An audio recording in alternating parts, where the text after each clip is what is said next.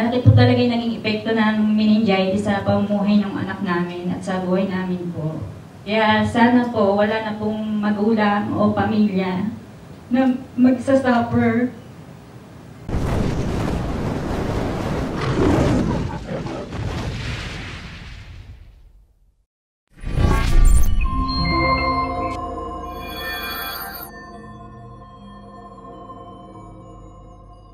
Is the time for action. It's a time for us to act, to raise awareness, and to reaffirm our commitment to every child's future. The Philippine Foundation for Vaccination, with our global partner, the Confederation of Meningitis Organizations, or we call it COMO, and of course, the industry led by JSK Philippines, everyone, and of course, everyone, each of you present here, we must act and work together. A child's potential is powerful. It is limitless. It is vibrant, it is full of promise. Every child has the right to learn, to grow, and to dream of what to become, to dream of what he wants or she wants to be. But this meningitis, now we are here, no? It's a disease that can strike anyone, and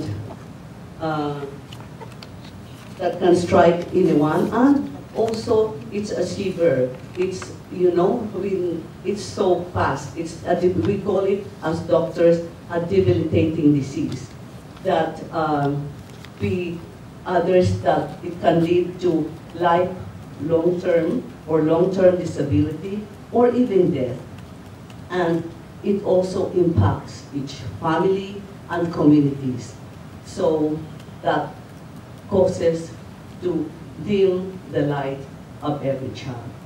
So now, as we are here today, as we join forces, let us act together that no child's future is left in the dark. So magandang umaga po sa inyo. Mga higala. I'm Dr. Janet, and the question is, what is meningitis? Maybe first, you have to remember, diba, ang brain is literally the heart of the body, sitting on top. No? So, it's a very important organ, and it has many protection, including what we call the meninges, which is a protective covering. So, pag yan nag-infect, that's when you get meningitis. It's not easily infected kasi nga maraming protection. So, kung pumasok ng meningitis, that means medyo delikado talaga. It has, the microbe has invaded a lot of barriers to cause the meningitis. So, this is a life-threatening condition, and it requires urgent medical attention, as you've seen in the video early on, no? So, another infection is sepsis. Pag sinabi nating sepsis, the infection naman is coursing through the bloodstream. It's a blood infection. It is also a life-threatening condition. So, both of them would warrant immediate attention and treatment. Now, meningitis and sepsis can coexist in the same patient. Ang ano pa dyan is sometimes the symptoms, the signs and symptoms are very similar, no? So, it is important that we are able to recognize. Balikan natin si Mami Marjorie. Ano ba yung pinagdaanan or na-experience ng baby niyo? Nung nagkasakit po siya, mabilis po talaga yung pangyayari. Nilagnat lang po siya, tapos yun po, nilagnat, tapos sipon-sipon po, tapos yun po, hindi po namin alam na may infection na po pala sa utak at sa dugo po. Yun nga po yung sabi na invasive meningococcal disease po. Di ba, ang bilis. If you review the video, parang fever, and then within the hour, nagkumbulsyon na siya, no? And then wala pang 24 hours, lumabas na yung rash. So, ang bilis talaga. Ang invasive meningococcal disease or meningococcal meningitis is just one of many types of meningitis. Namalas lang talaga kasi yun yung nakuha ng anak niya. So, it is important to know the possible presentations of this serious illness. And that's why we are here today, no? We want to increase the awareness, and you are part of the solution to spread the awareness to the rest of the Philippines. So we have this, what we call the meningitis symptom checker. Available naman to online, and you can also scan the QR code. Kasi very simple siya, no? So if you look here, sabi niya, meningitis and sepsis can be deadly. Know the symptoms so you could save someone's life. If you look at the Roleta, you have there the different symptoms. Now, for example, meningitis, confused, delirious. We will see that in the bigger children. Baka nalilito sila. Siyempre may lagnat, no? Kasi infection. Pareho yan, pwede mong makita sa sepsis and meningitis. Tapos, pwede mabilis ang paghinga, no? Which can be seen in sepsis. In bigger children, we will see headaches. Sakit ang ulo, masakit ang leeg. Kasi naiirita na nga yung meninges, yung protection ng brain. Yan protection na yan, yung covering na sinasabi natin, it covers not just the brain, pababa yan, papunta sa spinal cord. Kaya naiirita siya kasi namamaga. In younger children, babies, yan, tulog ng tulog, very sleepy, difficult to wake up, tapos pwede rin silang, ayun, rashes, yung nakita natin sa kay Kim, no, yung anak ni Ma'am Marjorie. And then, may photosensitivity. So, there are other symptoms. Ang isa pang very common, yung convulsion na tinatawag, no? Nag-seizure na ang bata. Hindi lang pala dahil sa lagnat. Yan yung common. Pero pag binurk-up na, pag na-admit na, nakikita na natin na, ay naku, may meningitis pala. So, important talaga is recognizing the symptoms. So, as lay people, dapat pag meron tayong mga nakikitang ganito, dalhin na natin agad sa hospital or sa doktor para we can work up or ma-examine siya at ma-check kung kailangan ba siyang i-admit o simpleng kaso lang na to. So, who are at risk? Okay?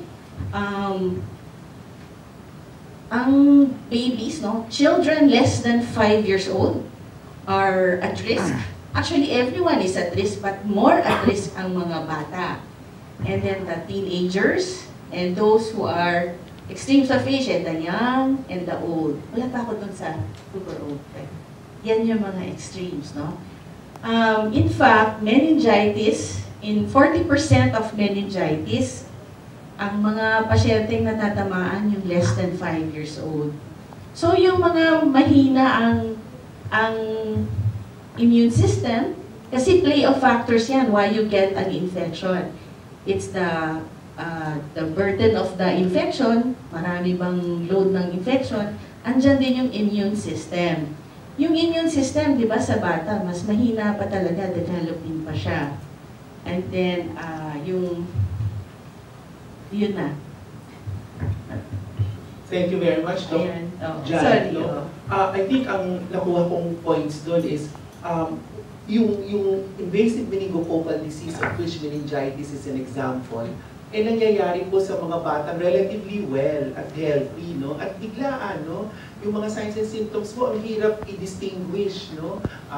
Sabi ni Mami Marge, ubo-sikon, lagnat, no? Na napaka-common, no? Sa iba't ibang mga sakit, no? And finally, yung convulsion na may lagnat, hindi po lahat yun benign. Kasi usually sinasabi natin na convulsion dahil sa lagnat. Pero ito, na-convulsion at may lagnat, pero napakabilis ng course ng sakit, no? At talagang life-threatening at nagkaroon ng long-term complications. Now, going back to the points raised by Doc Janet, nabanggit ko ninyo that children under 5 account for nearly 40% of meningitis deaths worldwide. So, bakit po kaya itong mga ganitong edad ang vulnerable, no, sa ganitong sakit at sa komplikasyon po ng meningitis? So, very good question. If you look at the first 1,000 days in a person, it's the first 2-3 years of life, very critical period of development yan. So when we are born, ito na yung number of brain cells natin. But the brain continues to develop, di ba? So kaya yung actually, the first 5 years, very critical. Kasi nga nag-grow pa si brain, nagde-develop pa, nagko-connect pa yung mga brain cells ninyo. Kaya if something happens, like an insult of infection, it can be devastating. Aside from that, even the immune system is also undergoing development pa. Kaya, this is really the vulnerable population. So, Ma'am Marjorie, ilang taon na si Kim noon? 9 months old. Okay, 9 months, di ba? Very critical time. So, the baby's defense is really immature. Their immune system isn't fully developed. Kaya when there's a life-threatening or serious infection that comes in, there's a risk of mortality or dying. And if they survive, there's also a very high risk of having complications of the disease, no? Yung mga long-term complications natin. Because like I said, di ba, the brain is still developing. And then pwedeng maapektuhan yung development dahil nga nagkaroon ng sakit. So, I think the important point there is that we have to protect the brain, no, of a growing child, especially those under the age of 5, no, because of the reasons Dr. Janet mentioned. Hi, So, Dr. Edwin, sorry. yeah, Can I just share one Yes. anecdote? Yes, No? Kasi Dr. as Go a ahead. neurologist, we do see the patients with meningitis. They're referred to us. We do lose patients, no, from the severe meningitis. And then if they survive, we also see patients who do well, and then we continue to follow up. And we also see the complications. Like, I had a meningitis na baby din siya, parang 2 months old. Na-survive niya, nagpa-follow up, ilang taon na siya ngayon? 16. Nagpa-follow up pa rin siya sa akin kasi may epilepsy siya. She developed seizures after nung bout na yun, no? And then, mahina din siya sa school. So, kaya important talaga ang trying to avoid infections of the brain. Kasi you are what you are because of your brain. And we need to protect them when they're very young. Thank you. Sorry for the interruption. Okay, so, thank you very much, Doktora, for sharing that story. So, kung yung first 1,000 days po pala, napaka-importante o napakahalagang panahon for the development of a child's brain, pag-usapan po natin, ano ba ang dahilan, no? Ano ba ang sanhi ng meningitis? Bacteria ba yan? O meron pa bang ibang dahilan ng meningitis? Pero bago po yan, let's try to see what our audience thinks about this question. So, kayo naman po ang magpa-participate. So, iscan nyo na ang QR code. So, alamin natin si expert. Isa pang expert, si Doktora Chet. Doktora, ano po ba ang tamang sagot dito? Myth or fact? So actually, majority, nakikita ko nagbabago-bago. Nagbabago ba kayo ng isip? Actually, myth siya. So, na-mention na nga that bacteria causes majority of acute meningitis. But there are other causes. So there's no one microorganism. So we have what we call viral meningitis, which is caused by viruses. It can also lead to debilitating complications, but it's not as common as bacterial meningitis.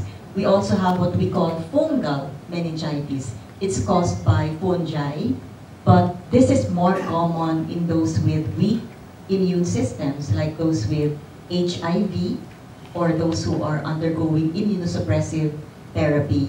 So, bacterial meningitis. So, bacterial meningitis is the one that is more common, and as mentioned, it can affect even those who have normal immune systems, regardless of age. no? So it can affect any age. The most common would be 4. So we have Streptococcus agalactiae, we have Streptococcus pneumoniae, also known as pneumococcus, Haemophilus influenzae, and Neisseria meningitidis or meningococcus. No? So these bacteria are responsible for more than half of the deaths from meningitis globally and can cause other severe diseases like sepsis and pneumonia. So it can occur concomitantly. Sepsis, which is an infection of the blood, and pneumonia can occur concomitantly with meningitis or as part of the normal course of meningitis. So, for example, kay Mommy Marjorie in particular, no, na-mention natin na-mention mo niyo po na ang cause ay yung IMD or invasive meningococcal disease. Tama po ba yun? Yes po, Doc. Nung araw na nilagnat po siya, 1 hour later po nag-seizure na po siya agad. Then, lumabas po yung mga rashes niya. Tapos, nung na-examine na po siya, yun nga po sabi, fatal daw po. Sinabihan po kami na parang 50-50 po siya. Tapos, within 24 to 48 hours po, pwede po siyang mamatay. Yun nga po, yung kung mabubuhay naman daw po, may ano na daw po, yung hindi na siya totally normal na mabubuhay. Okay? So, dito po nakita natin, based sa description ni Ma'am Marjorie as a discussion ni Dr. Chet, no, na ang invasive meningococcal ay, ay bumalik tayo nag-CR. No? Tatlo silang nag-CR, no? Kasi 18 kanina, ngayon 21. So, nagsabay-sabay sila at karamihan po ng sumagot ay myth daw po ito. So, Doc Janet, ano po ang tingin ninyong sagot dito? Tama ba sila na ito ay myth? Fact or fake ba? Marami ngayong fake news. Isa yan sa fake news, no? Na meningitis is not curable. So, for bacterial meningitis, how do we treat them? We really give the appropriate antibiotics and the appropriate supportive treatment. But remember, di ba, sabi nga ni Dr. Gonzalez, marami tayong different types of meningitis. So, important talaga, it's very important for us to determine ano talaga yung type of meningitis the patient is having. So, let's look at some statistics, no? What's happening dito sa Pilipinas. If you look at the statistics, no, for the Philippines, out of 194 countries, number 32 tayo, grabe. Global meningitis ranked by number of cases. Right? And in the region, in the Asian region, ito something, hindi tayo number 1, pero number 2. Number 2 out of 27 Asian countries. This is something that we don't want to have a high rank, but we are. No? Anong number 1? Tinignan namin ni Dr. Gonzalez, India. India, laki-laki ng country, billion ng tao, tayo, nasa 117 million insertions lang tayo. Pero number 2 tayo, grabe, no? So, how do we translate that to numbers? So, in 2021, we estimated more than 15,000 cases of meningitis, and we had 1,800 deaths from the meningitis. No? So pag titingnan natin, parang mga 10-50% yung 1,800. Yan yung parang mortality rate natin from meningitis. So, many actually would survive, but not all will be back to baseline, meaning normal. Like stated earlier, 1 in 5 meningitis will have complications, will survive, but with complications. So if you look at the quality of life, no. So we have this number, 135,000 disability adjusted years of life. Meaning, this is the number of years of life that we lost because of early death, and we've had 130,000 years of life lost.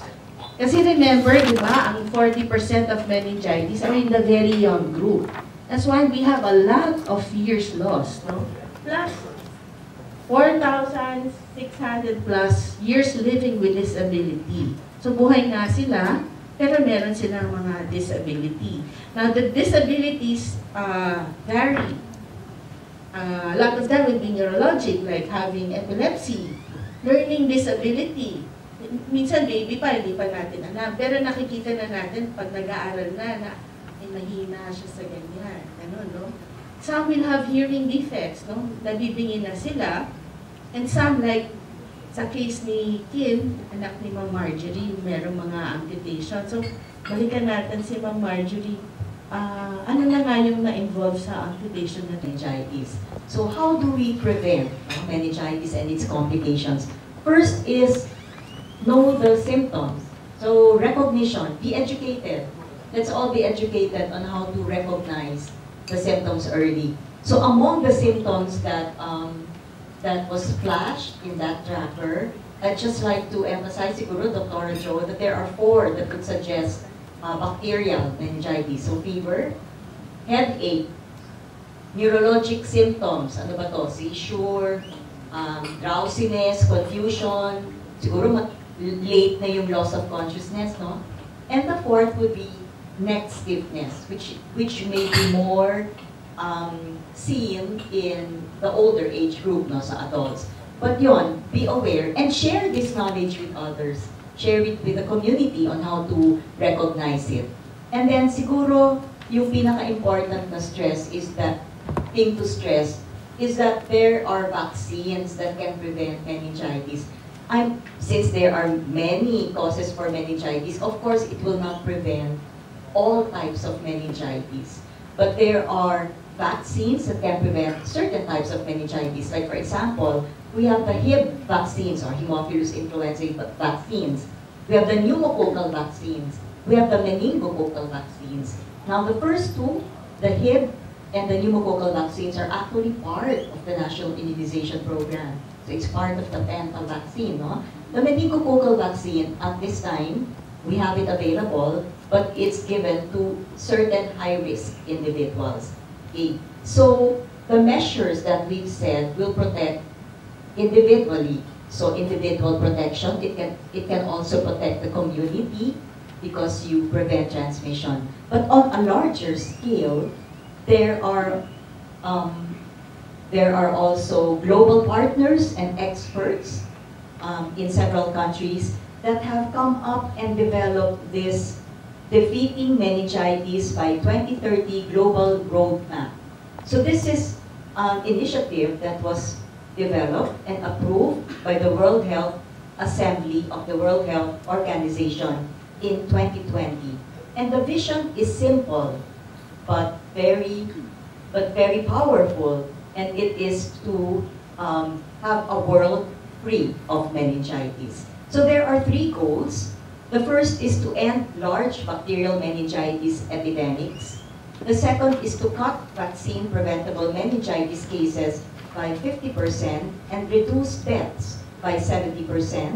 And the third is to improve life for those living with the after effects of meningitis. So the WHO roadmap on defeating meningitis covers all causes, but prioritizes acute bacterial meningitis that is caused by 4, no? The meningococcus, pneumococcus, Haemophilus influenzae, as well as group B streptococcus or Streptococcus agalactiae, which accounts for half of the 250,000 meningitis deaths in 2019, and also can lead to infection of the blood, so sepsis, as well as pneumonia, and are preventable through existing or upcoming vaccines. So, Doc Chet, you mentioned about the WHO roadmap, no? Ngayon, ang tanong naman sa atin ba dito sa Pilipinas? Nasaan na po ba tayo dito sa roadmap na ito na kailangan po mapababa ng 50% ang mga kaso? Ay, hindi pa ako tapos. bilis naman. Okay? Cut death by 70%. How important it is to educate people. And also you mentioned that you're looking into pushing congressional reforms for to make sure na everyone is well aware of meningitis, such as pushing for yung sa yearly declaration ng October 5 as Philippine Meningitis Day. Now, you also mentioned kanina na meningococcal vaccine is not in a part of the Philippine National Immunization Program.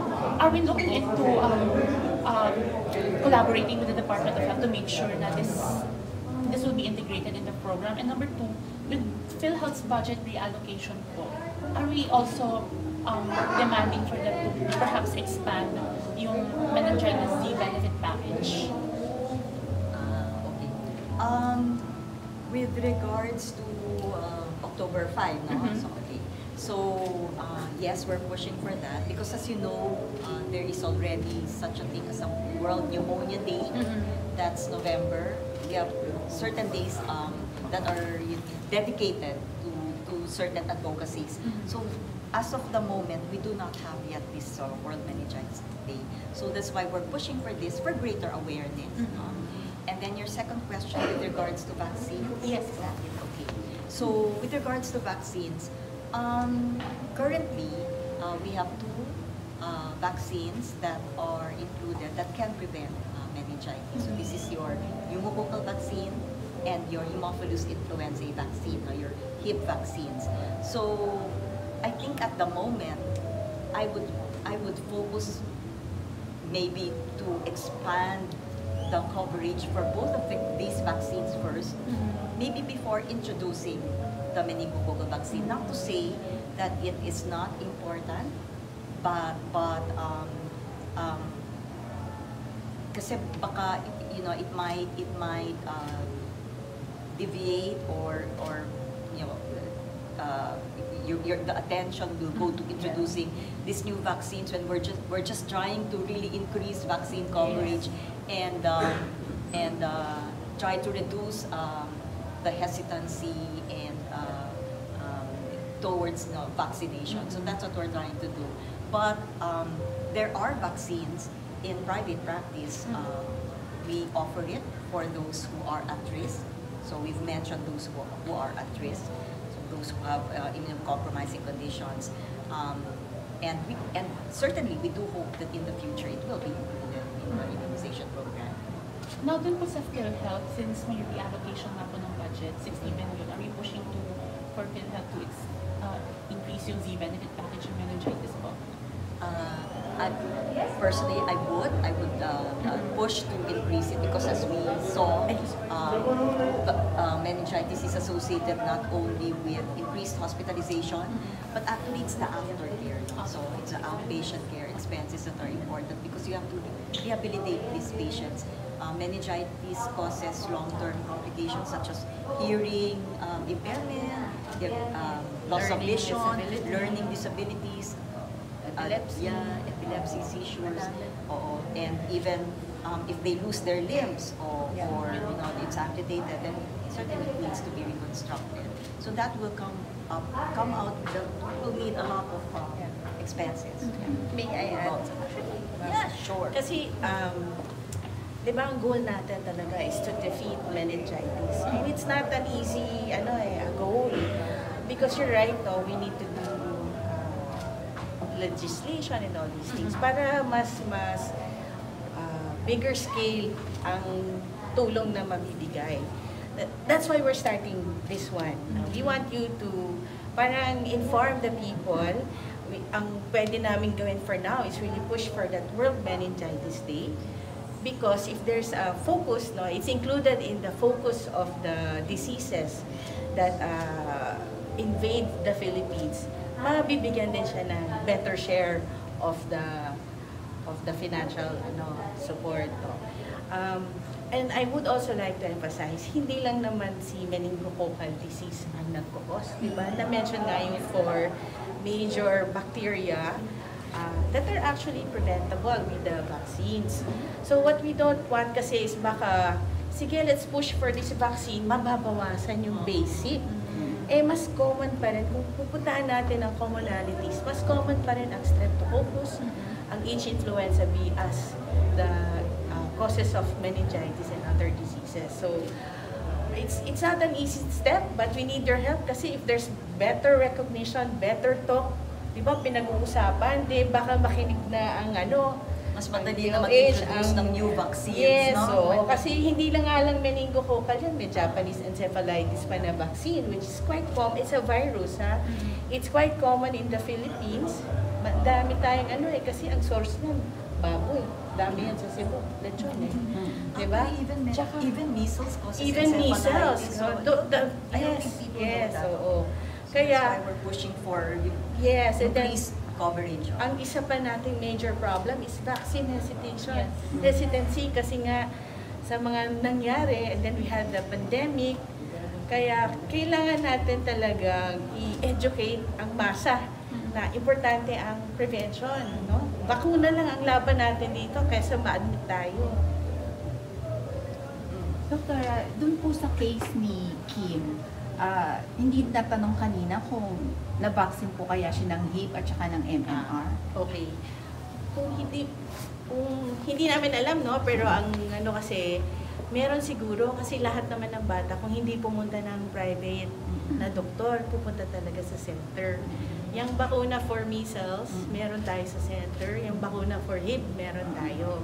Ang wala yung na-mention nga is hindi pa kaya ng gobyerno yung meningococcal vaccine. So, I'm sure meron yun. Pero, di ba, despite that one, ang tumama sa kanyang mikrobyo, Neisseria meningitis. Yung nag-cause ng meningococcal disease. So, na-protect siya sa iba, pero wala siya sigurong bakuna for that. Kanya, natamaan siya. Pero na-acquire po kaya niya yun sa environment? It's a very infectious disease. Oo.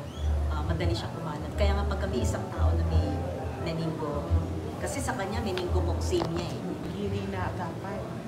So, very lucky si Kim na survive niya yun. Dahil 9 months lang siya, di ba? Sabi nga natin, mas mahina pang immune system. But, meron lang siyang konting problema na nawalan siya ng mga toes, no? But at least she's in school. She's in school. Yun yung maganda. And actually, among the 4 that yung focus nga on defeat meningitis, it's actually the strep pneumo that causes a lot of disabilities rather than the others. So, di lang nila alam, yung pneumococcal meningitis causes hearing loss. So, it's an important pathogen or cause for hearing loss. And yun nga, learning disabilities, yun, loss of vision, yan. Oo. So, Kaya yun. kahit na-survive mo, na-survive, pero wala, kailangan pa siyang minomonitor dahil later on, lalabas na pala, ay, nagsisensure na siya. Pag school ng bata, dun mo nakita, mahina siya, o kaya malabo ang mata, o kaya bingin pala. But after the patient cure ng meningitis, nagkakaroon ba sila ng treatment or meron pa silang maintenance na tinitake for that? Kung yung bacterial meningitis, pag natapos mo yung treatment, tapos na yon. Ang pwede kasi mangyari, nagsascar kasi si brain So, yung function ng brain naapektuhan. Kaya, kunwari, 5 years, para niya, 9 months, di ba? Kunwari, natamaan siya ng meningitis, survive niya, wala tayong nakikita. Tapos later on, years later, bigla siya nag-seizure na walang makitang, hindi naman naglalagnat, di ba? Tapos pabalik-balik, yung pala, nag-epilepsy na siya. Pag inintindi natin ano yung cause, pag nire-review natin ang history, masasabi ko, most likely because nag-meningitis tayo. Kasi brain ang na-involved dun sa meningitis. So after meningitis, kapag na-survive siya, bumabalik ba yung sakit na yun? Ng meningitis? Yes. Pwede talaga in a sense kung ibang bacteria na naman. Ibang bacteria. Ibang virus na naman ang... Dami kasi. Oo. You're not immune to all. Yeah. Kung in that sense, no? In that sense. Let's say, let's go back to meningococcal meningitis. Yung invasive na type, 6 yan na strains. Sometimes na may A, B, C, W, X, Y. So, pwedeng, kunwari ngayon, ang ano niya, MEN-B. Tapos, maybe immunocompromised siya, nagkaroon na naman siya ng iba. Pwede pa rin. Kaya nga, hindi na natin kayang gawin yan routinely para alamin, ay, ito MEN-B, ito na meningococcal B type. Kaya importante yung vaccine. Kasi it will cover a lot of the invasive strains na in the hope na hindi talaga siya matamaan. So wait lang, just to make sure I understand what you're asking also. Pag na-treat na yung infection, treated na yun, hindi Tapos na siya na yun. nagre-reactivate, yung hindi siya Ayan, bumabot. yun ba yun? Pero may possibility na may iba. So it's a new.